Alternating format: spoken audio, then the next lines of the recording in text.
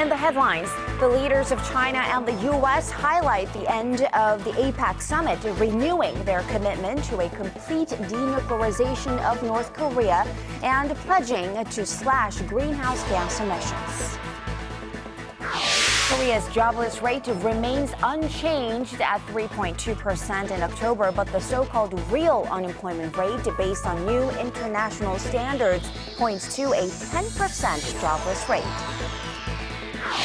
And the European spacecraft Rosetta will attempt to make the first ever landing on a comet on this Wednesday.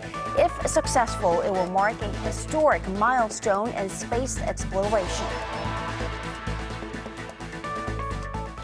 Hello, everybody. Welcome to the newscast, coming to you live from Seoul. I am Kang Chery. G2 nations leaders highlighted the end of this year's APEC Summit with their bilateral talks in Beijing on this Wednesday. President Xi Jinping called for a new model of their relationship, while President Barack Obama said he appreciated their honest and constructive dialogue. Our Hwang Sung-hee kicks us off. In his bilateral meeting with U.S. President Barack Obama on Wednesday, Chinese President Xi Jinping stressed the importance of a new model for the relationship between the two world powers. The establishment of a new model for the relationship between China and the U.S. is in line with the basic interests of the people from both our countries, and that it can also help protect the peace, stability, and prosperity of the Asia-Pacific region and the world. At the meeting, China and the United States agreed on new targets for greenhouse gas emissions. President Obama set a new goal of reducing U.S. levels from between 26% to 28% by 2025, compared with 2005 levels.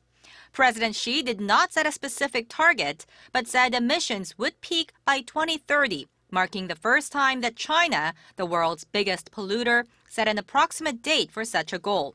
The two leaders also agreed on reducing the possibility of military clashes in the air and sea. President Obama said despite their differences, he was encouraged by the honest and constructive dialogue he had with his Chinese counterpart. But what I've been very encouraged by is your willingness, Mr. President, to engage in an honest and constructive dialogue around those differences and ensuring that we manage them in a peaceful and effective way. Noting that this year marks the 35th year of diplomatic relations between the world's two largest economies, President Xi said China was willing to further expand cooperation with the U.S. Hwang Sung-hee, Arirang News. In this next report, we zoom in on one of the most meaningful results for South Korea, at least as seen on the sidelines of the APEC Summit, which is the South Korea-China Free Trade Agreement. This means Korea has free trade pacts with more than 50 countries under its belt. Then what does this mean for average consumers in Korea? Song Ji-sun tells us more. Korea's FTA history dates back more than a decade when the country signed its first deal with Chile in 2002.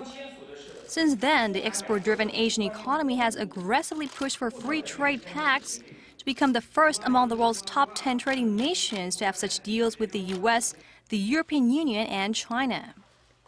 The latest edition gives Korean consumers tariff-free access to products from areas that represent 73% of the world's GDP. Only Chile and Peru have wider free trade territories. Korean consumers can enjoy imported products at lower costs, with fruits like cherries becoming much more affordable. Disappointing news for fashionistas, however, as the price of luxury goods hasn't come down by much, even after free trade agreements came into effect. Luxury goods producers hiked prices, and the Korean government levied additional individual consumption taxes on top-end handbags. The price of U.S. beef has also gone up as global demand for American beef soared in recent years. When the Korea-China FTA goes into effect, Korean consumers will pay less for Chinese electronics products with a tariff reduction of 8%.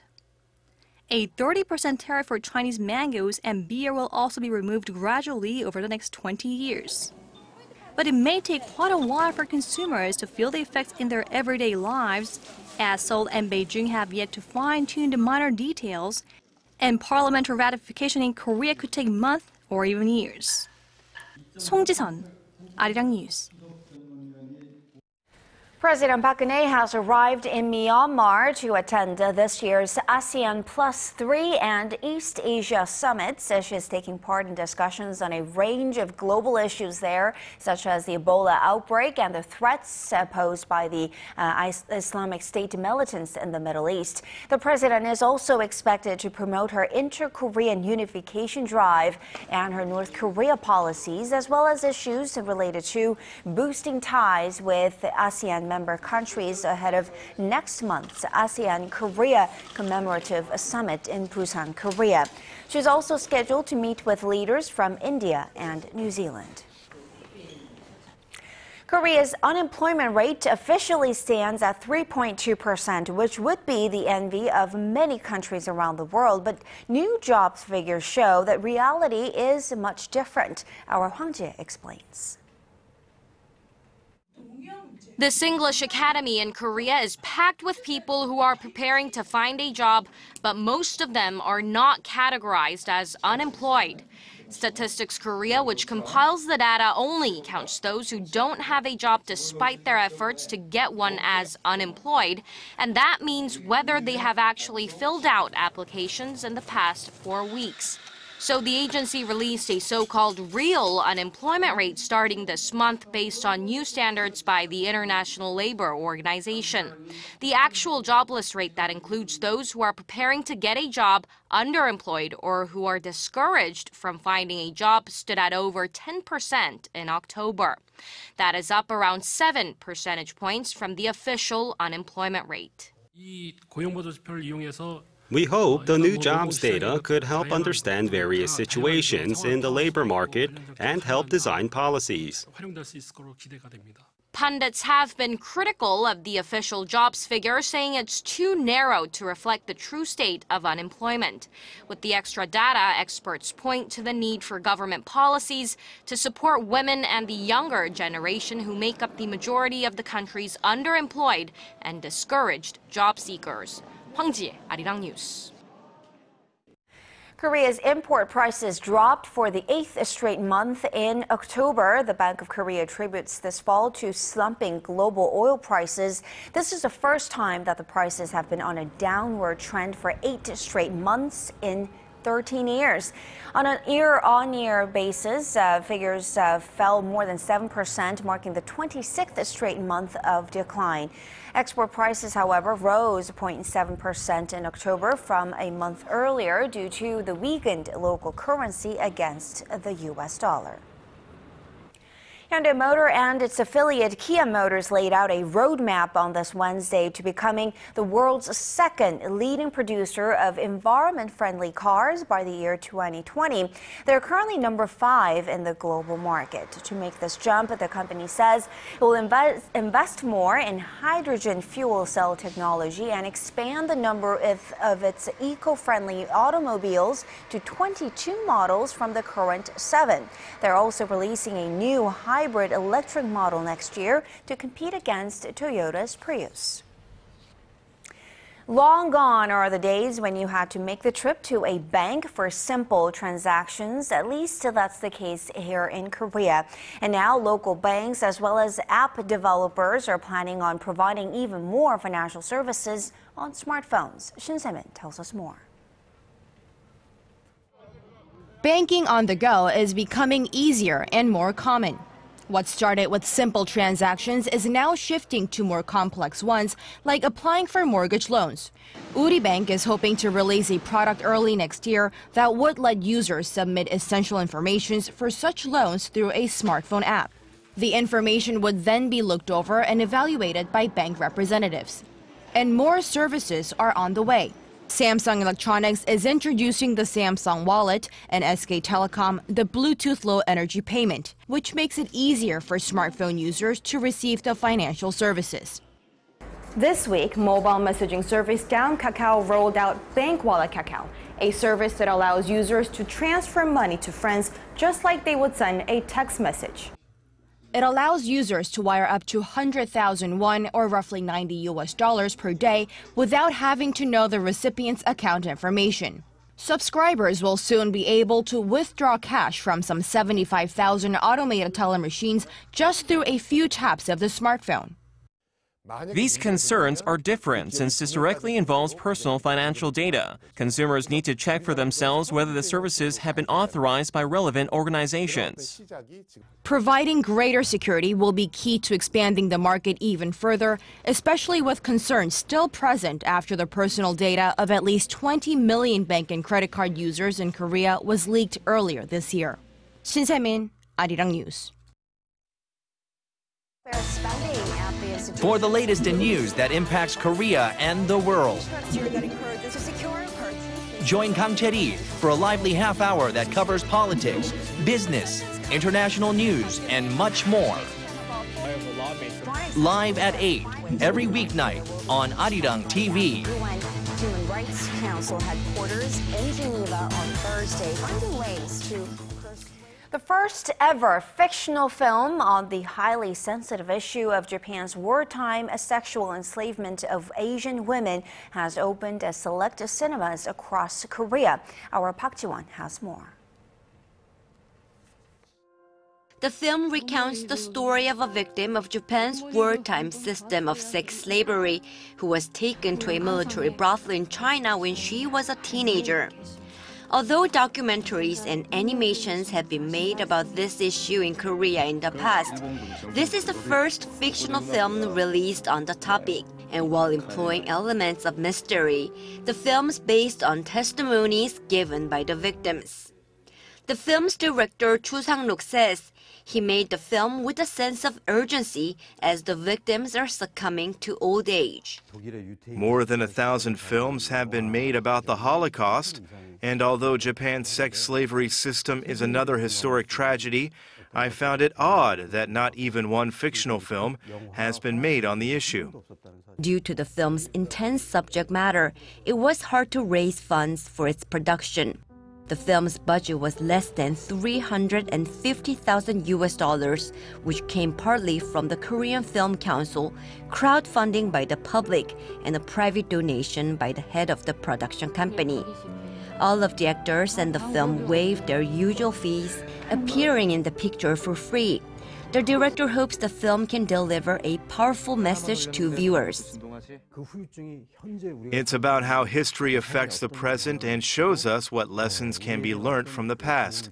I think we need to remember this awful tragedy rather than shutting our eyes to the issue. We have a responsibility to tell the story to our future generations to ensure such awful things never happen again. Tuning Fork will open in China early next year. And that's not all. 2 more films on the issue are also set to hit the big screen soon. Park Ji-won, Arirang News. The annual Food Week Korea event has kicked off this week in Seoul with exhibitors from around the world showing off their locally produced foods, as well as a sneak peek into the future of the food industry. Our Kim Min-ji was there. Food experts from around the globe have gathered under one roof, united by the theme Food for the Future.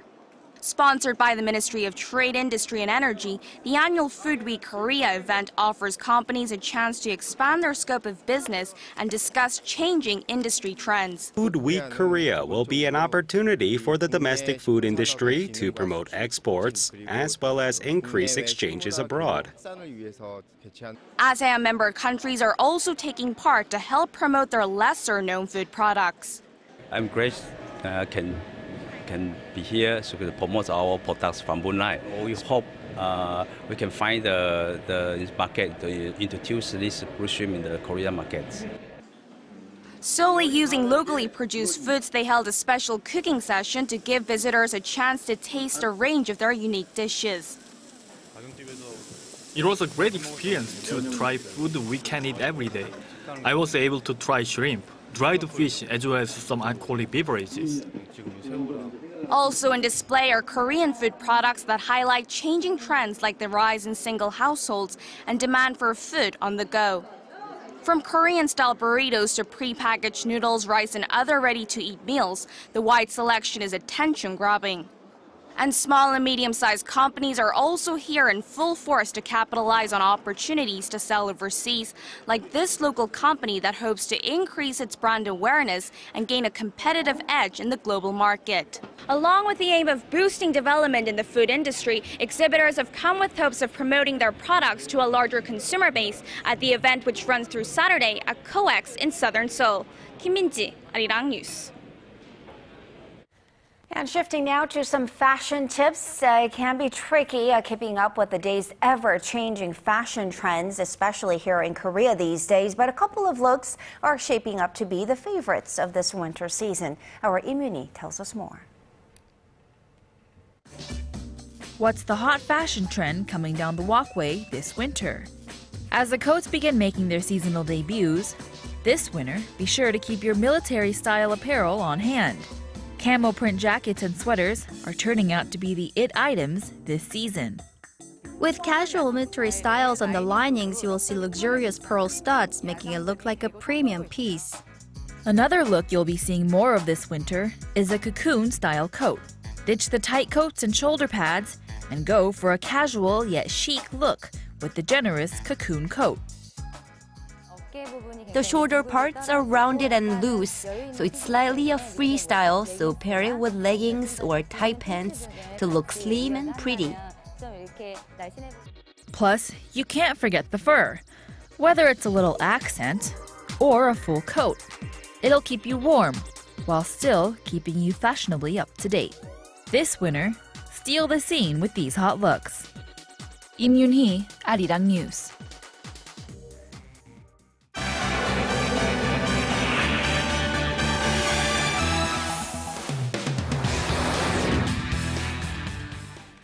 Scientists at the European Space Agency may make history in just the next couple of hours, in a few hours that is, in landing a probe for the first time on a comet. And to tell us more, Paul E. is joining us from the News Center. Paul, this Rosetta space probe has been on a 10-year-long journey to reach this celestial object. What's the latest update from this mission control?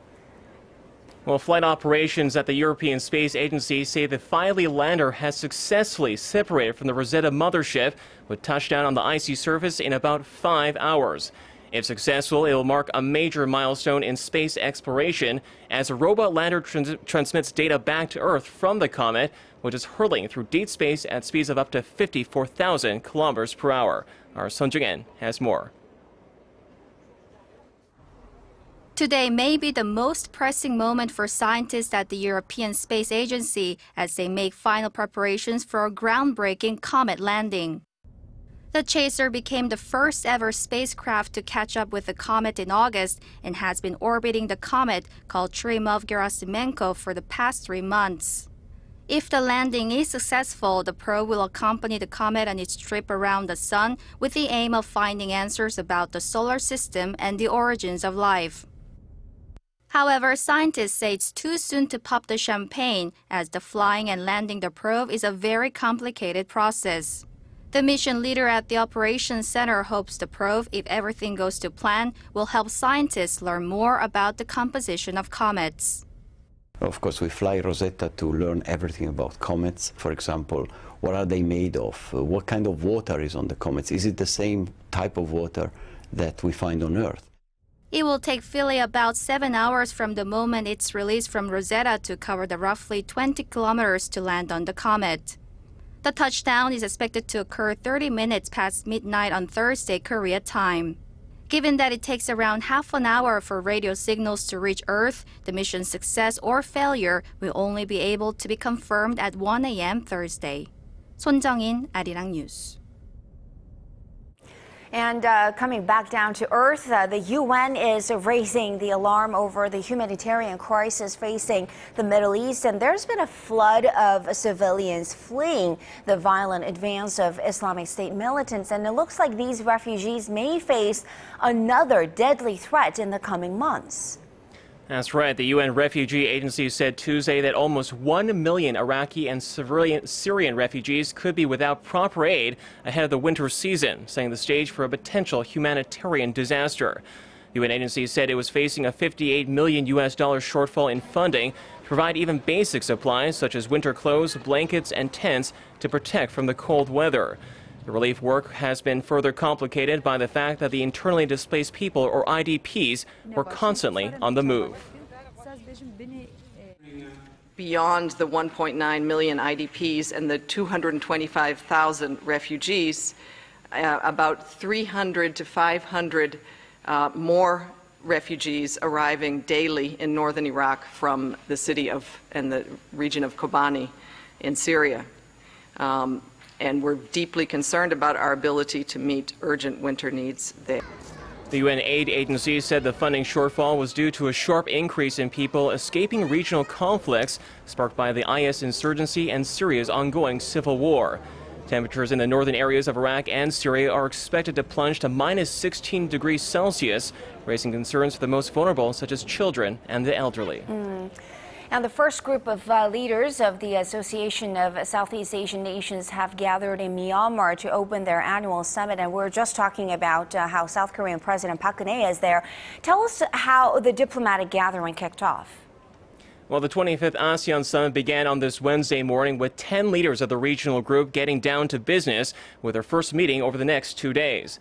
Territorial disputes over the South China Sea are set to be high on the agenda, with high hopes of finding common ground to ease regional tensions through dialogue. In his opening remarks, the president of Myanmar, Thein Sein, stressed the need for unity among member states. We need to keep building up and strengthening our capacity to tackle transnational issues such as climate change, disaster management, food, energy and water security, infectious diseases, preventing violence and extremism, cybersecurity, and drug and human trafficking. Talks on further economic integration are slated for Thursday and will include leaders and senior representatives from the U.S., Russia, China, India, Japan, and South Korea, among other nations. And speaking of diplomatic gatherings, let's rewind just a little bit to earlier this week. Dozens of heads of state representing the Asia-Pacific region just wrapped up a separate summit in Beijing. Pressing global issues, of course, were at the forefront of their discussions. However, the media was also quick to scrutinize every single move or political faux pas among these world leaders. Well, I can't seem to catch a break. These are the leaders of the world's biggest economic powers, but even they can trip up when under the political spotlight. Case in point, Russian President Vladimir Putin made waves through China's social networks when he placed a shawl over the soldiers of Peng Liyuan, the wife of Chinese President Xi Jinping. The First Lady quickly shrugged off the awkward gesture, but not before it was caught on live state television. U.S. President Barack Obama was also under fire for allegedly chewing gum during his meetings and events at the APEC. Beijing's top scholars, political analysts, and social media users were quick to label the gum chewing as inappropriate or disrespectful. But the award for the most awkward moment goes to the chilly reception between Japanese Prime Minister Shinzo Abe and Chinese leader Xi Jinping. Xi made no attempt to make eye contact during the initial handshake and even cut off Abe mid-sentence during the encounter. Nonetheless, Abe described his summit with Xi as a big step to improving bilateral relations. Chery? Oh, yes. The last one especially was a little hard to watch for all of us. All right. Thank you so much, Paul, for those stories there. And we'll see you back here in just about 2 hours.